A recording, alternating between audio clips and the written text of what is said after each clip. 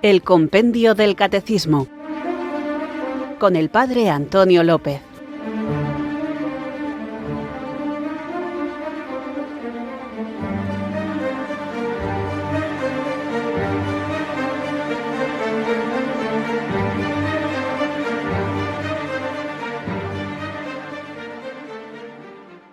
Muy buenas, amantes, apasionados, buscadores de la verdad, recibid mi abrazo del Padre Antonio López desde Irurzun, en Navarra, los que os tomáis en serio la invitación de Jesús a seguirle y queréis profundizar en el conocimiento de la fe para madurar esta fe, enraizarla en la vida e irradiarla en el testimonio. Una fe que no es en ideas, sino en una persona, que es Jesús. Tres personas, un único Dios, Padre, Hijo y Espíritu Santo, pero uno de ellos, de la Trinidad, se hizo carne para expresar el amor de Dios. Un amor que, como digo, tiene nombre propio, Jesús. Toda la finalidad de la doctrina y de la enseñanza debe ser puesta en el amor que no acaba, porque se puede muy bien exponer lo que es preciso creer, esperar o hacer, pero sobre todo debe resaltarse que el amor de nuestro Señor siempre prevalece, a fin de que cada uno comprenda que todo acto de virtud perfectamente cristiano no tiene otro origen que el amor, ni otro término que el amor. Pues tú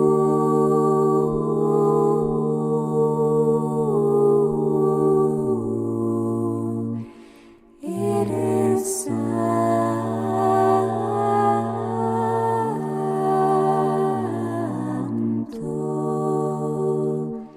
pues tú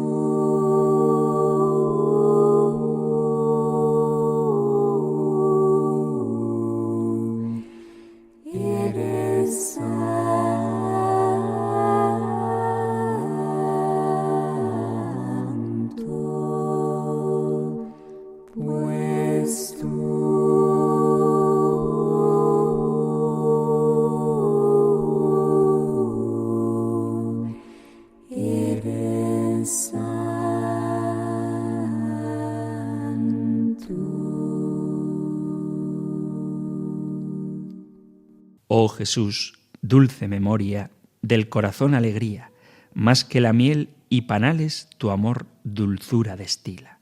Nada se canta más suave, nada más alegre se oye, nada se piensa tan dulce como de Jesús el nombre. Con el pecador benigno, piadoso con los que claman, bueno con los que te buscan, ¿qué serás con los que te hallan? No puede decir la lengua, no acierta a expresar la pluma. Solo el amor de Jesús puede saber quién lo gusta. Sed, oh Jesús, nuestro gozo, pues que seréis nuestro premio. Sed vos, en fin, nuestra gloria, por los siglos sempiternos. Amén. Pues tú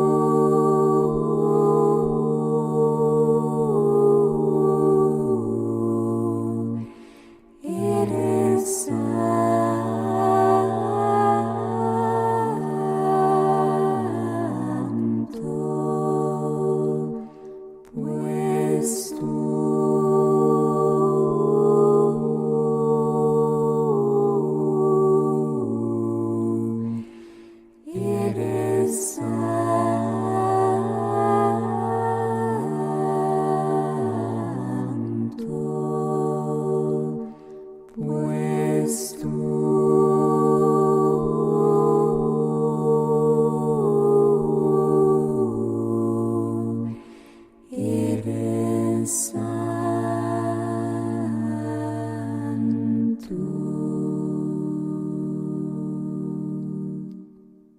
Comenzamos hoy con el apartado Creo en Jesucristo, su único Hijo, nuestro Señor.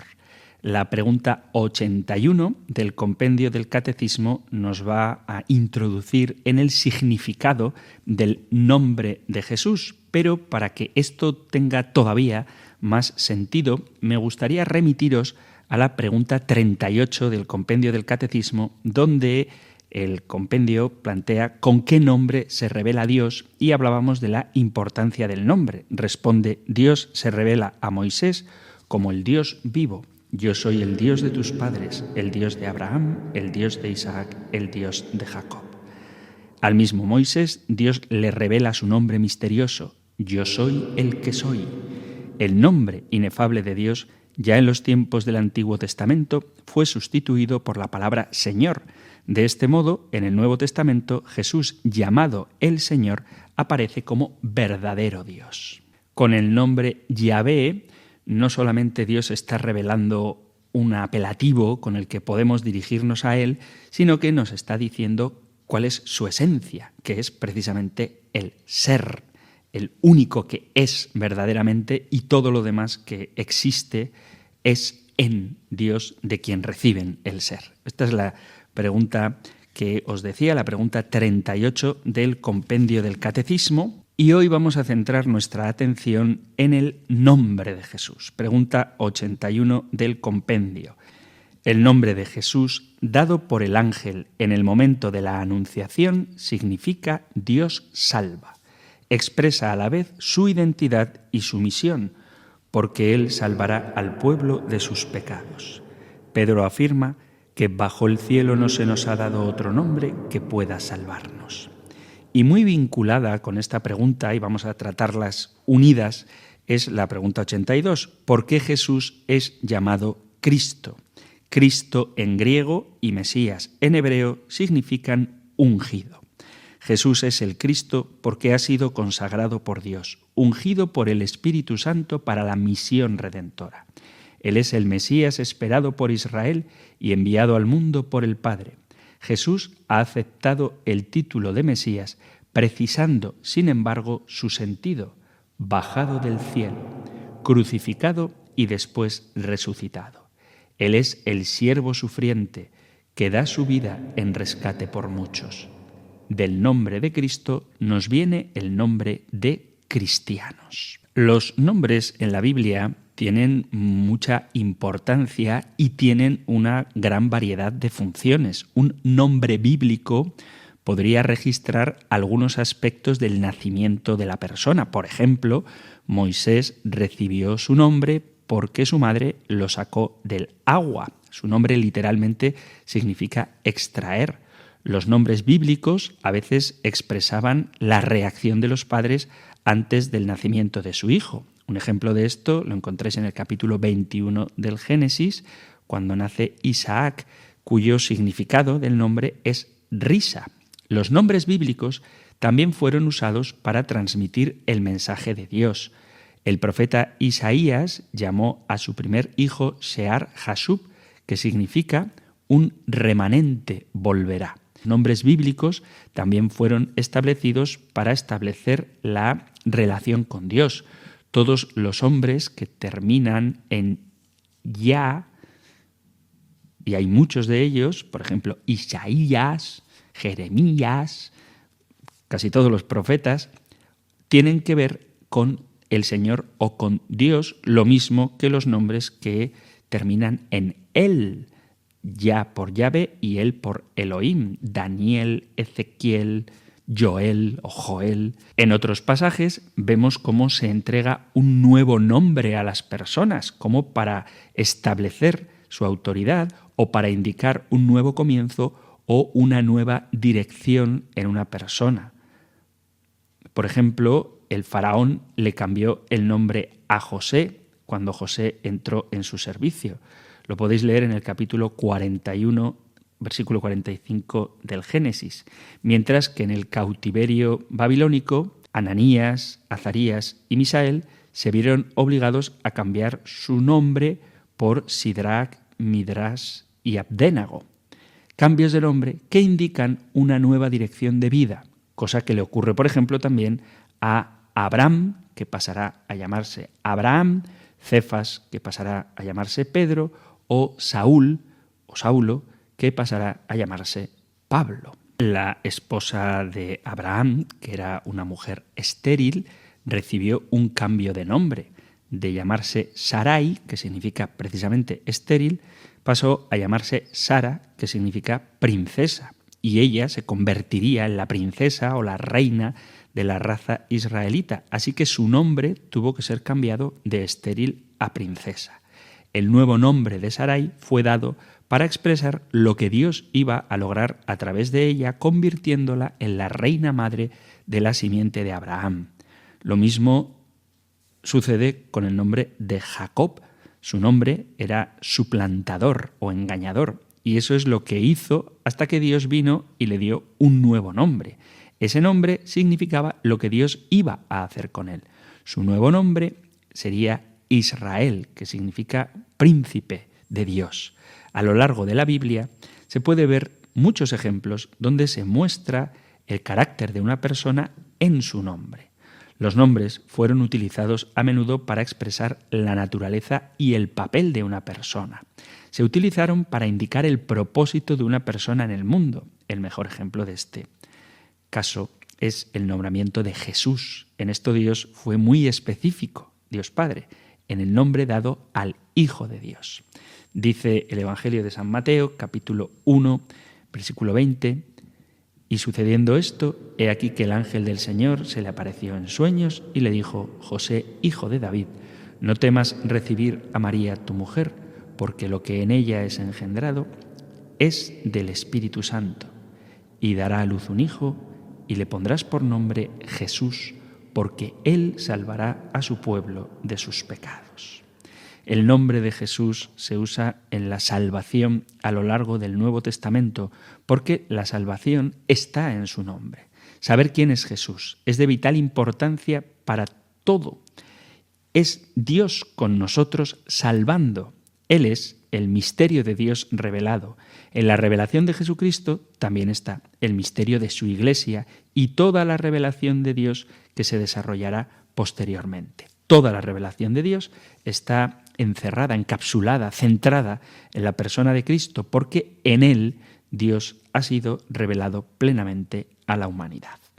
En toda la Biblia Dios va desplegando en una revelación progresiva su ser, ese Dios que está por encima de nosotros, que guió a Israel como columna de fuego, y de esta misma manera Dios revela su palabra a los profetas del Antiguo Testamento, que lo conocieron como Señor Dios, creador del cielo y de la tierra. Por lo tanto, el nombre Jesús no es solamente un nombre, sino que expresa su identidad y su misión. Y es que ciertamente nosotros afirmamos que Jesús es el Salvador universal, porque como dice la Sagrada Escritura, y cita el compendio del Catecismo, no se nos ha dado otro nombre bajo el cielo en el que podamos salvarnos.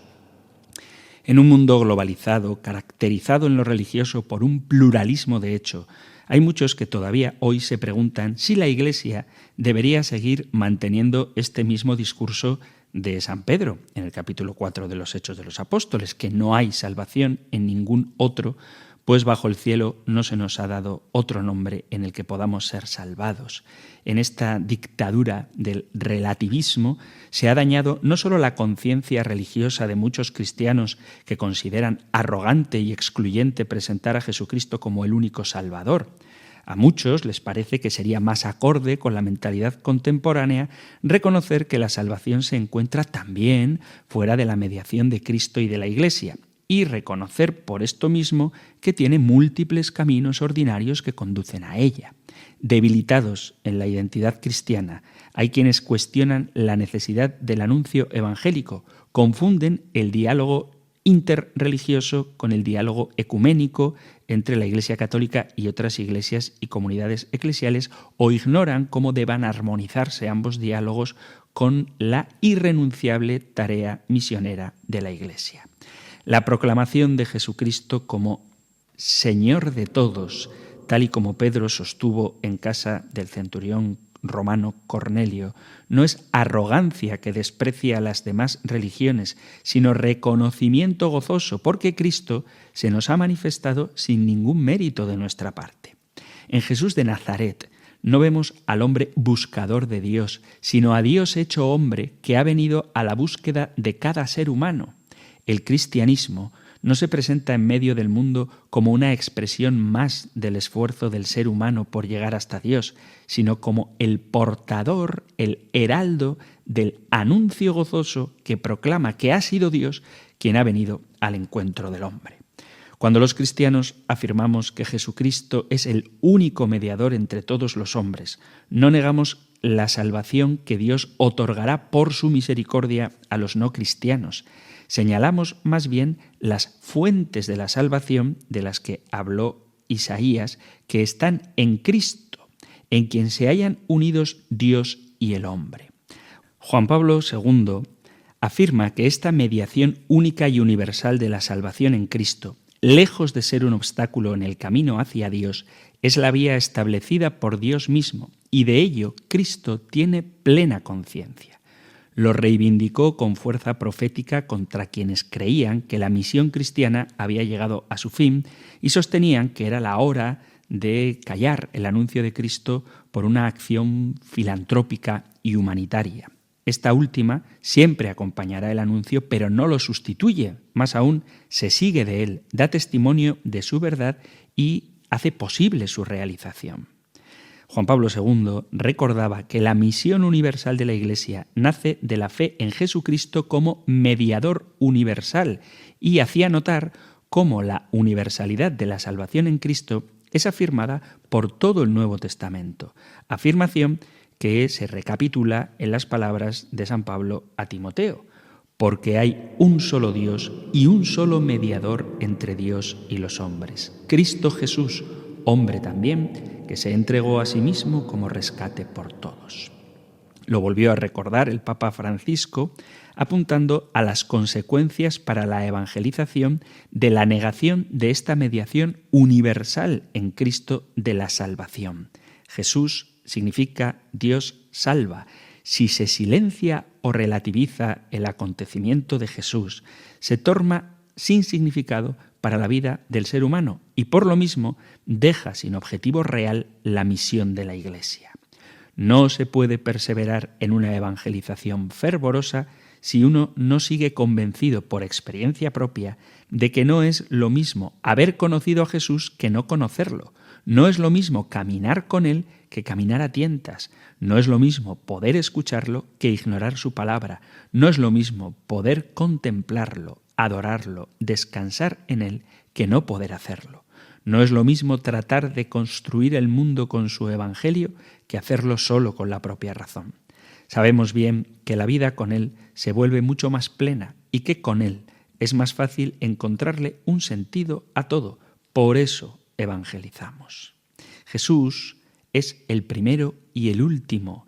El motivo de este rechazo a su nombre, tanto hoy como en la antigüedad grecorromana, responde al hecho de que la razón no alcanza a concebir de qué modo lo universal pueda concretarse en la carne de Jesús. Afirmar la encarnación es afirmar lo que se ha formulado como la presencia del todo en el fragmento. Esto es posible porque en él habita la plenitud de la divinidad corporalmente. La carne de Cristo es ciertamente la carne del Hijo de Dios, la concreta humanidad del Verbo por el cual fueron creadas todas las cosas. La humanidad de aquel que ocupa el lugar del principio creador, por medio del cual todo se hizo, y sin él no se hizo nada de cuanto ha sido hecho. Cristo, Señor, en quien todo es recapitulado, en el centro de la historia de la humanidad, a la que otorga plenitud, y el final en el que todo encontrará su consumación. Solo Jesús, por su resurrección de entre los muertos y glorificación junto al Padre, dice a cada ser humano y a la entera humanidad: yo soy el Alfa y la Omega, el principio y el fin, el primero y el último. Hay una razón primordial y una razón escatológica sobre las que se funda la primacía y mediación universal de Cristo. La razón primordial porque Jesucristo, palabra de Dios encarnada, existía en el principio junto a Dios y siendo Él mismo Dios, por medio de Él se hizo todo y sin Él no se hizo nada de cuanto se ha hecho. En Jesús fueron creadas todas las cosas, todo fue creado por Él y para Él. Él es anterior a todo y todo se mantiene en Él. Y asimismo hay una razón escatológica, porque Jesús, elevado de la tierra, atrajo hacia sí a todos los hombres, introduciendo a la humanidad con Él en el tiempo final.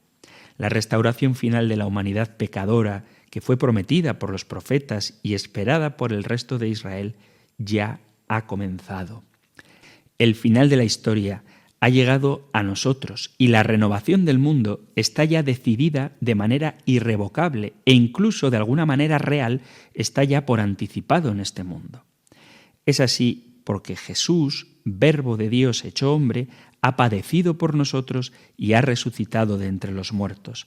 Ha sido exaltado por la diestra de Dios, ha recibido del Padre el Espíritu Santo prometido y lo ha derramado.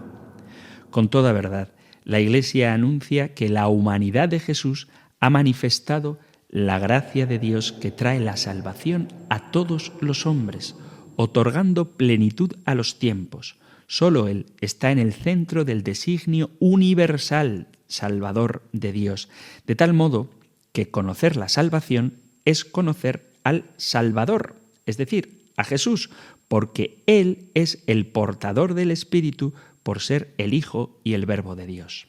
Solo ante Él, cuya aparición gloriosa espera la humanidad redimida, aguardando la dicha que esperamos y la manifestación de la gloria del gran Dios y Salvador nuestro Jesucristo, se puede postrar el hombre. Solo ante el resucitado puede confesar con humilde fe como el apóstol Santo Tomás: Señor mío y Dios mío.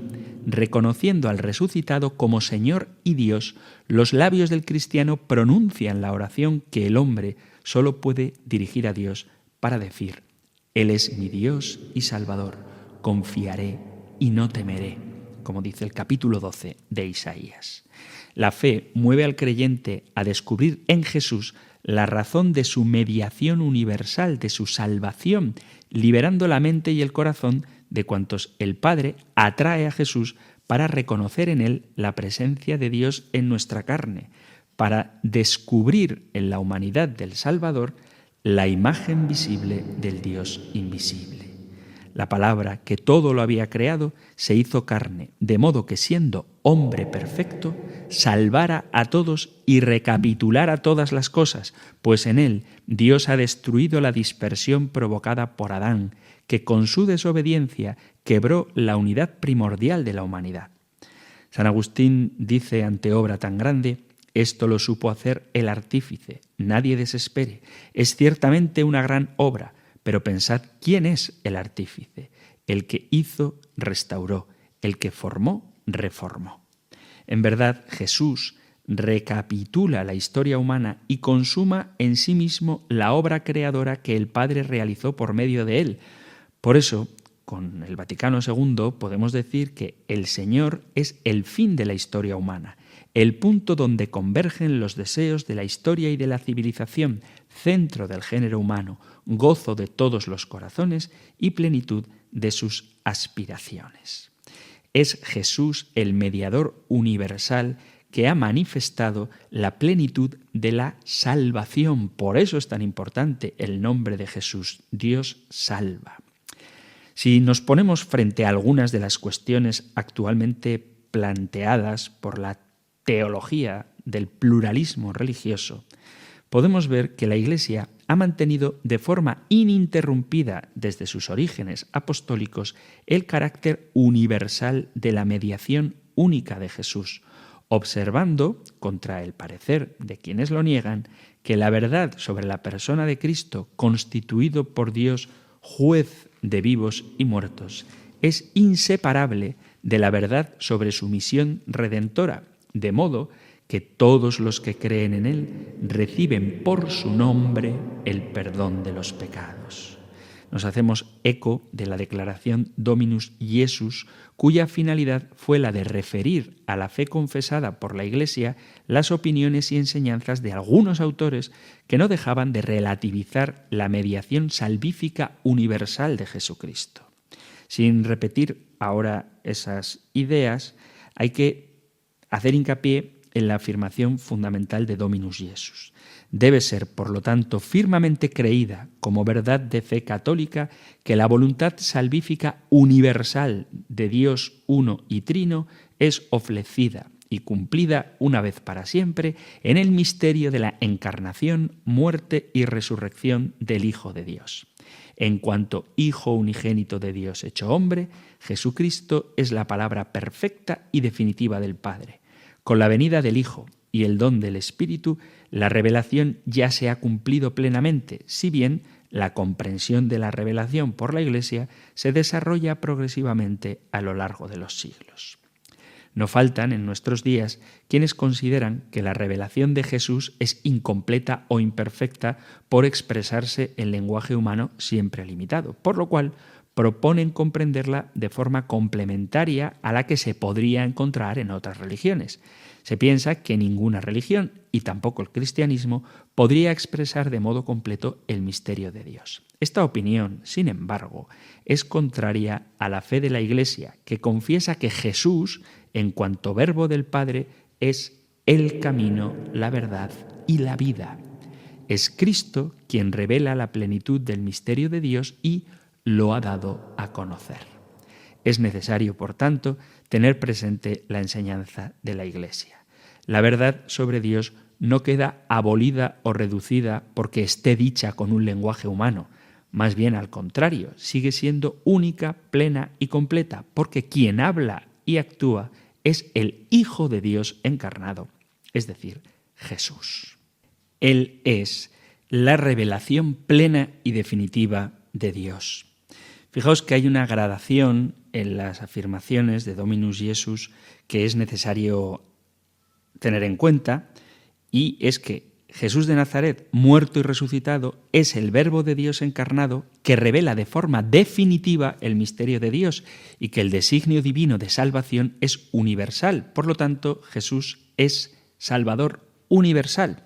Esto se apoya en el Concilio Vaticano II, que reitera la fe siempre creída de la Iglesia, que Jesucristo es la plenitud de la revelación y como tal es definitivo, porque Él es Dios y hombre verdadero, como veremos en su momento, afirma el Concilio de Calcedonia. Y esto se hace en continuidad con el Concilio de Nicea y Constantinopla.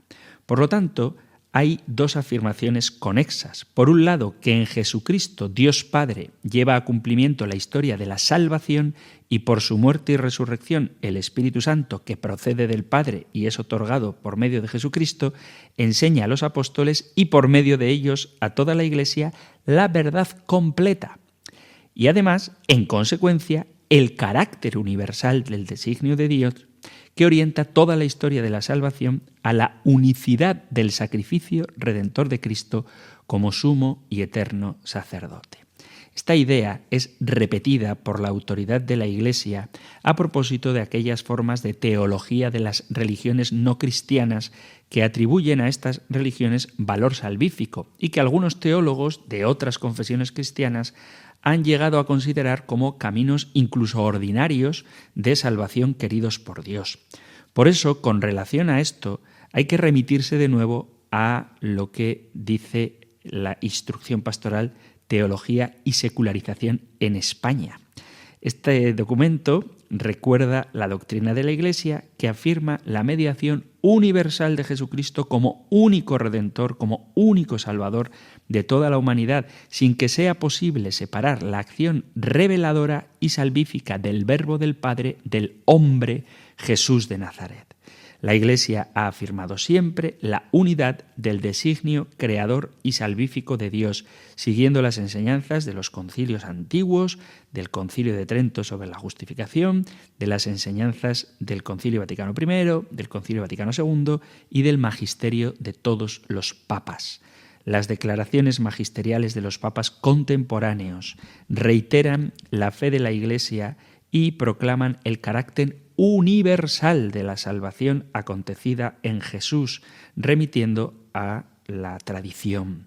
La Iglesia reconoce como legítimo sostener que el Espíritu Santo actúa la salvación en los no cristianos también mediante aquellos elementos de verdad y bondad presentes en distintas religiones, pero no tiene ningún fundamento en la teología católica considerar estas religiones en cuanto tales como vías de salvación.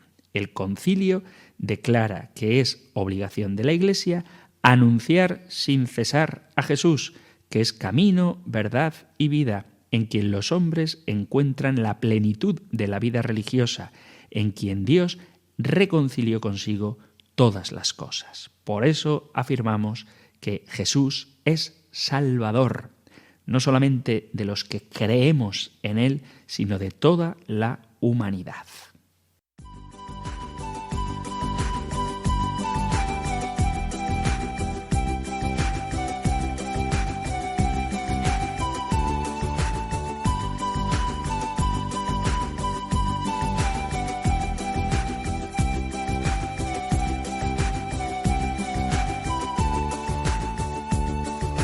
¿Quién eres tú?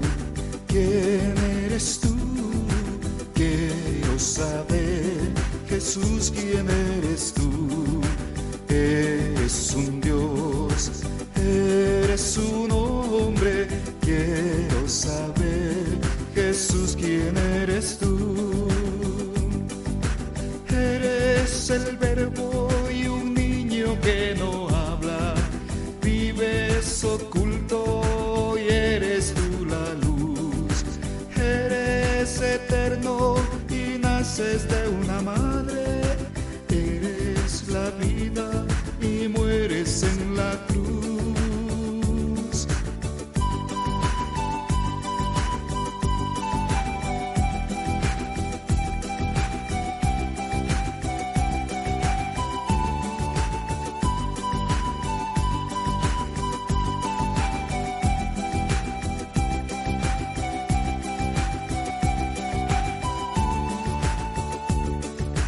¿Quién eres tú?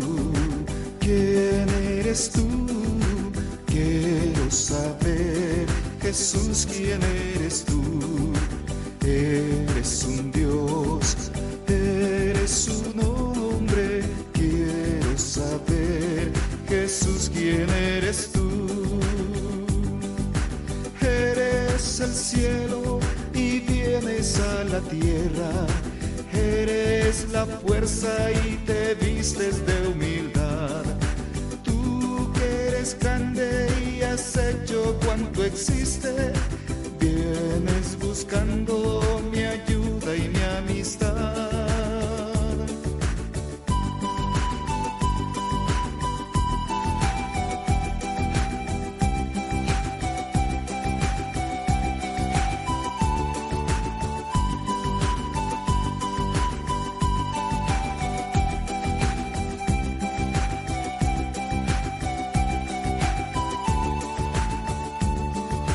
¿Quién eres tú? ¿Quién eres tú? Quiero saber, Jesús, ¿quién eres tú? Eres un Dios, eres un hombre. Quiero saber, Jesús, ¿quién eres tú? Eres inmenso y cabes en la cuna. Eres presencia de un Dios que se acercó. Eres misterio y quieres que te toque. Eres la gloria y sufres como yo. ¿Quién eres tú? ¿Quién eres tú? Quiero saber, Jesús, ¿quién eres tú? Eres un Dios, eres un hombre. Quiero saber, Jesús, ¿quién eres tú?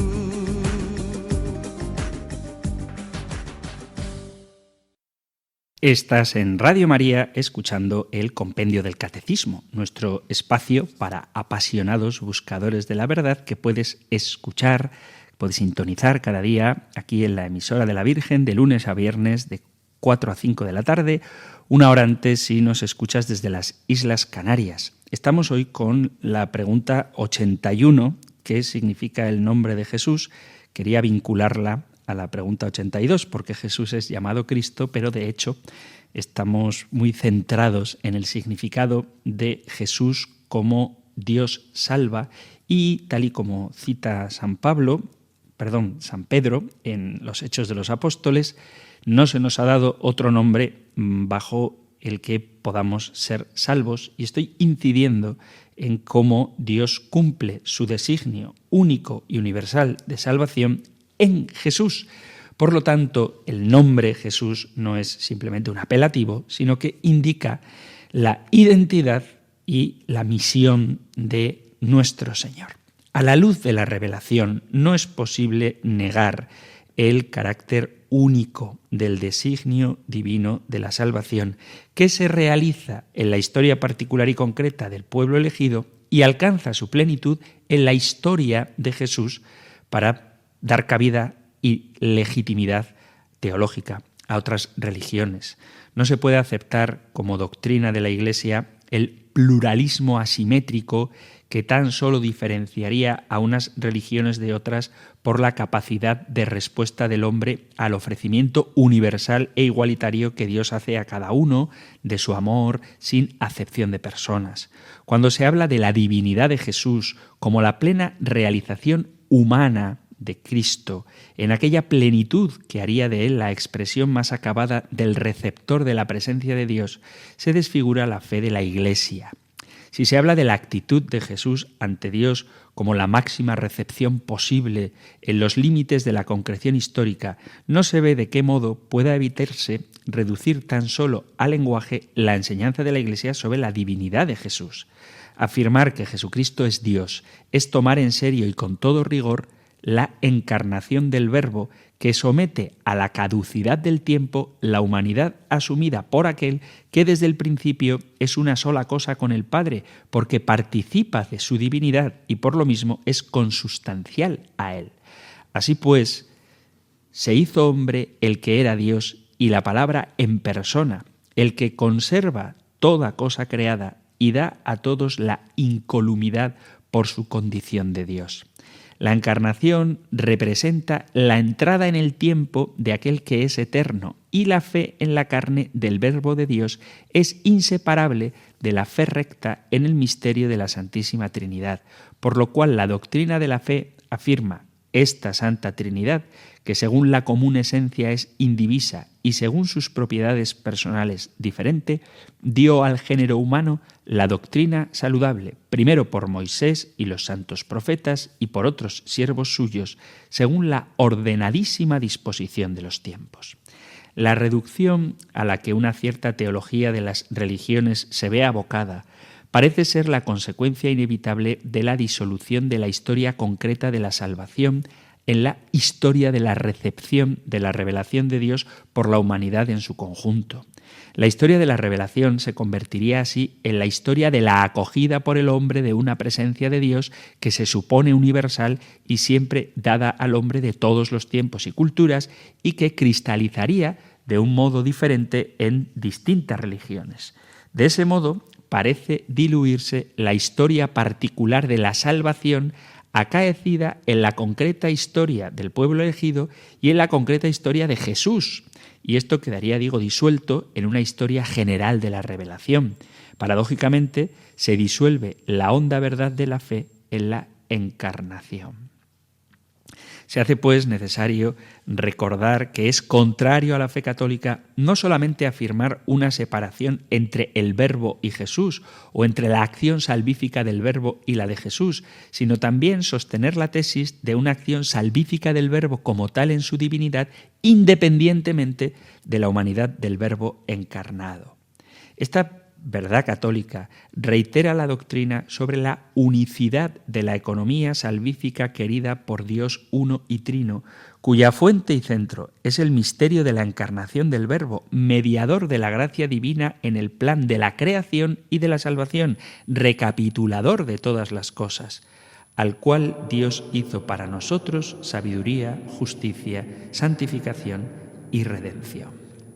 Recuerdo todo esto para notar que la separación entre el Logos y Jesucristo, espero que en el próximo programa podamos incidir más en Jesús y Cristo como dos realidades que a veces se presentan de manera que parecen diferentes, responde a una concepción múltiple de la presencia del Verbo de Dios que supuestamente estaría en el origen de todas las religiones.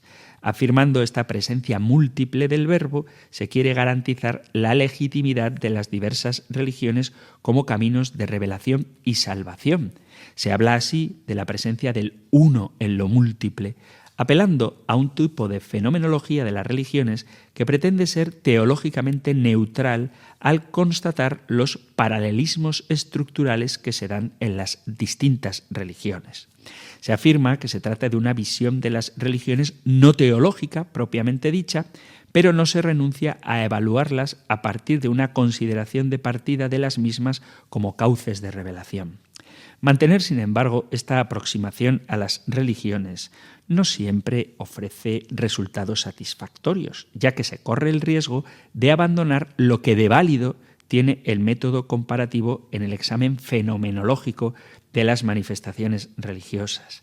De hecho, se pasa de la constatación de los paralelismos que puedan observarse a considerarlos como expresión de la unidad de todas las religiones que aparecen tan solo como diferentes versiones de una misma realidad.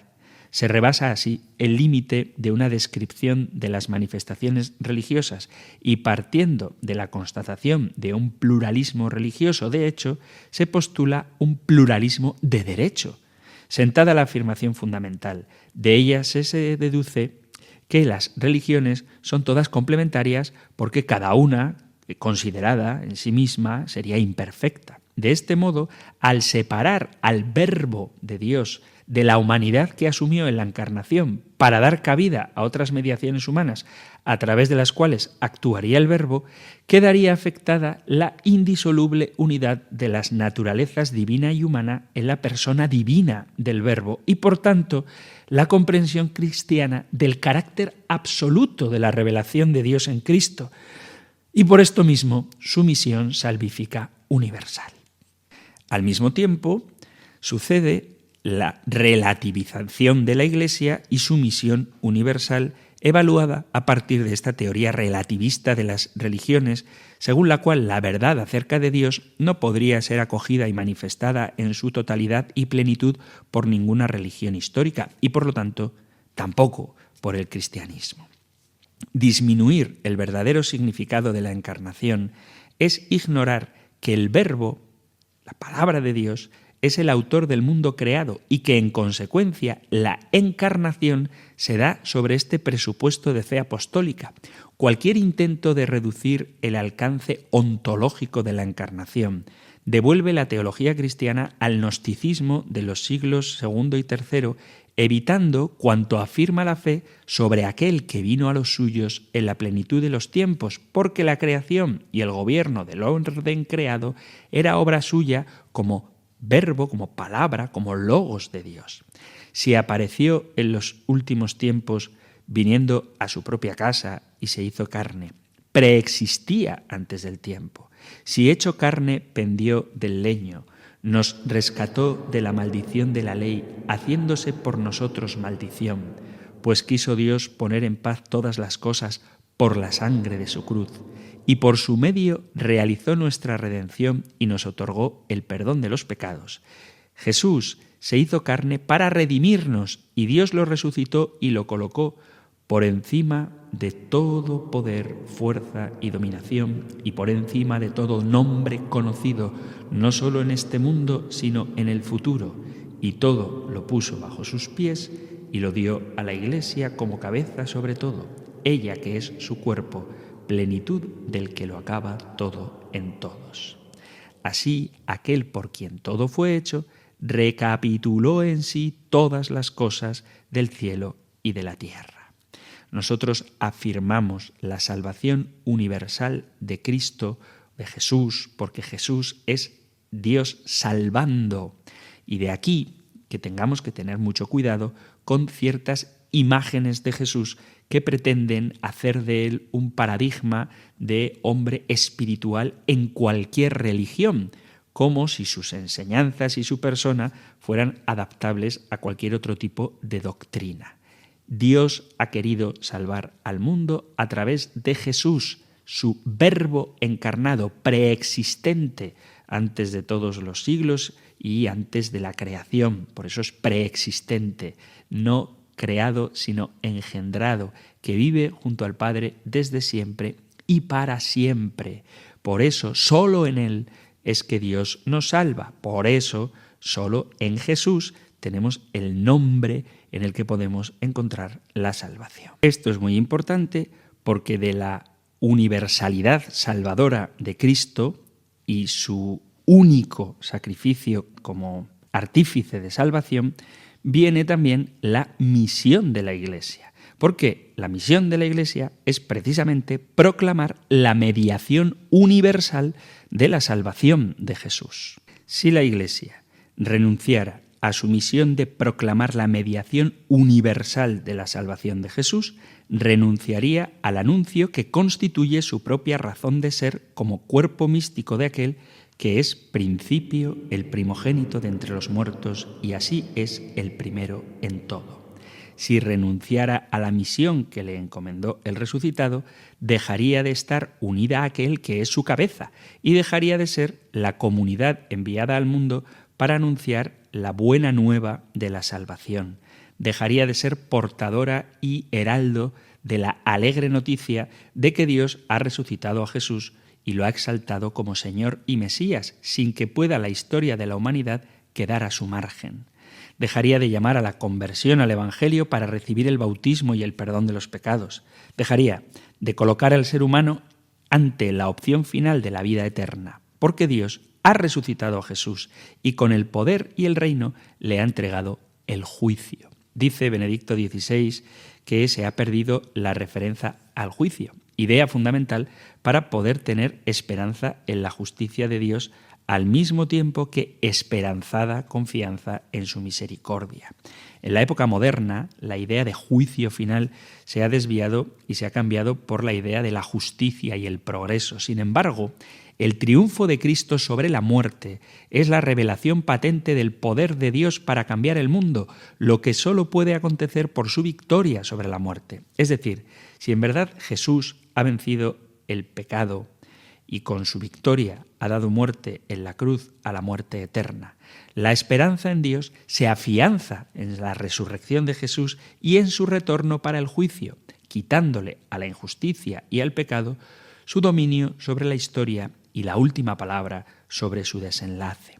La Iglesia de todos los tiempos no ha dejado de recitar el final del segundo artículo del credo, afirmando la resurrección de Jesús y concluyendo: y de nuevo vendrá con gloria para juzgar a vivos y muertos, y su reino no tendrá fin. Renunciar a esta idea es podar el anuncio del Evangelio que haría fracasar la obra evangelizadora de la Iglesia. San Pablo VI dice sobre la evangelización que debe contener siempre como base, centro y a la vez cumben de su dinamismo una clara proclamación de que Jesucristo, Hijo de Dios hecho hombre, muerto y resucitado, se ofrece la salvación a todos los hombres como don de la gracia y de la misericordia de Dios. Jesús mismo, en el pasaje de Emaús, aclara a los discípulos que Cristo debía padecer y resucitar, que se predicaría en su nombre la conversión para el perdón de los pecados a todas las naciones, empezando por Jerusalén. La misión de la Iglesia es proclamar el perdón divino llamando a la conversión, y el mandato del resucitado es inexcusable porque responde al pleno poder que el Padre le ha dado. A la llamada a la conversión ha de seguir el bautismo para el perdón que los enviados del resucitado realizarán en el nombre del Padre y del Hijo y del Espíritu Santo. La exaltación de Jesucristo le da a conocer como plenipotenciario de Dios Padre, que ha entregado a la Iglesia el ministerio de la reconciliación para recuperar a la humanidad perdida a causa del pecado.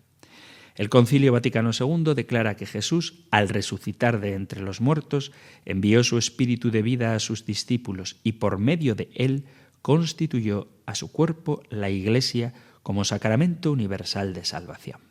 La Iglesia, enviada al mundo por el resucitado, pretende una sola cosa: que venga el reino de Dios y se instaure la salvación de todo el género humano. La Iglesia ha recibido la misión de anunciar y establecer en todos los pueblos el reino de Cristo, y aunque no se identifica plenamente con el reino de Dios, ella constituye el germen y el comienzo de este reino en la tierra. La Iglesia es el reino de Cristo, donde explícitamente se le confiesa como Señor y Cristo y ha sido constituida por Jesús en instrumento de redención universal que manifiesta y realiza al mismo tiempo el misterio del amor de Dios al hombre. Por lo tanto, del nombre de Jesús Salvador no solamente conocemos la identidad y la misión de Cristo, de Jesús como Salvador, sino también la razón de ser, la misión de la Iglesia a la que pertenecemos. Por lo tanto, renunciar a la salvación de Jesucristo o a reconocer a Jesucristo como Salvador es tanto como renunciar a ser lo que somos, heraldos anunciadores de esa buena noticia de salvación. Aunque no es el tema de hoy, no vamos a negar los elementos de verdad que pueden aparecer en otras religiones. Llama mucho la atención cómo todas ellas tienen una opinión muy aceptable, o sea, muy positiva sobre la persona de Jesús de Nazaret. Por ejemplo, para el hinduismo, que en realidad es un conjunto de varias tradiciones religiosas, Jesús es una figura muy respetada. Según el hinduismo, hay una tradición en la que las escrituras sagradas suyas del hinduismo de hace unos 3000 años anuncian el nacimiento de Jesús con el nombre de Isha. Dicen que esta escritura predice que va a llegar un enviado de Dios, al que llaman avatar, y en sánscrito significa aquel que asciende, es decir, que desciende del mundo espiritual al mundo material con un mensaje divino de amor y de paz. El budismo, por el contrario, elimina todo concepto de divinidad personal. Para muchos budistas, Jesús fue un ser iluminado, un gran maestro. Jesús les acerca por su humanidad, no lo ven como Dios. Su mensaje de amor les acerca a Dios, pero no lo ven como tal. Su figura, la figura de Jesús, la ven como algo tan lejano que nunca podrán imitar. Para la tradición judía, Jesús nació, vivió y murió como judío. En la visión monoteísta judía es imposible que una persona sea sinónimo de Dios. Jesús es, pues, percibido como un maestro o un rabino, lo que plantea una diferencia precisamente entre el judío y el cristiano es la figura de Jesús, el Mesías. Ellos comparten a Jesús como personaje histórico, pero no creen en él como el ungido, como el Cristo. De eso hablaremos en el próximo programa. Tampoco consideran los judíos a Jesús como profeta, porque según ellos la profecía terminó 400 años antes de Jesús. El último profeta en la tradición judía fue Malaquías. Y el Islam también llama a Jesús Isa, un nombre muy parecido al hinduista, y le consideran, igual que a Abraham, a Moisés o a Mahoma, uno de los grandes profetas de la humanidad. Creen que Jesús fue un siervo de Dios, igual que creen que su madre fue una santa sierva de Dios, pero para el Islam ninguno de ellos son socios de Dios en la administración del universo. Digo estas ideas sobre Jesús en otras religiones porque, si os dais cuenta, todas ellas quieren hacer alguna referencia a Jesús, de forma que de manera implícita están reconociendo su importancia. También las nuevas religiones, las nuevas espiritualidades, la nueva era, por ejemplo, quiere apropiarse de Jesús, solo que piensa que él es un ser iluminado que alcanzó un grado supremo de autoconocimiento y que por eso hace posible que cada ser humano pueda llegar a su autoconocimiento profundo.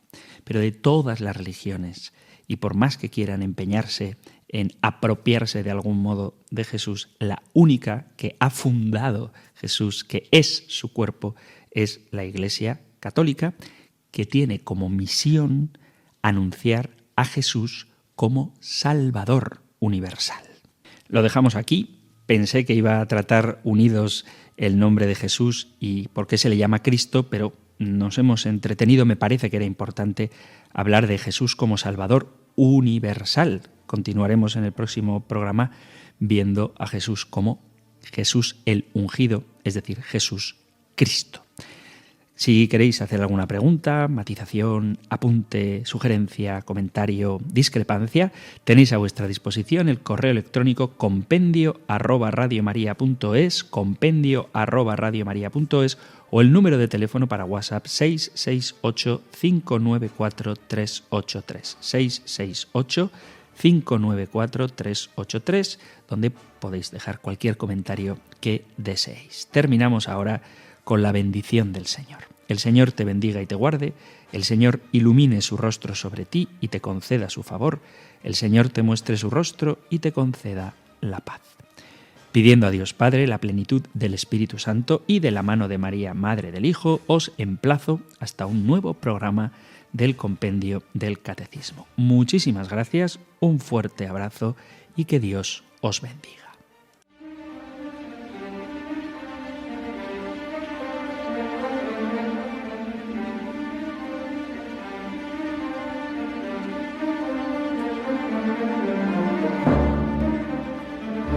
El Compendio del Catecismo con el Padre Antonio López.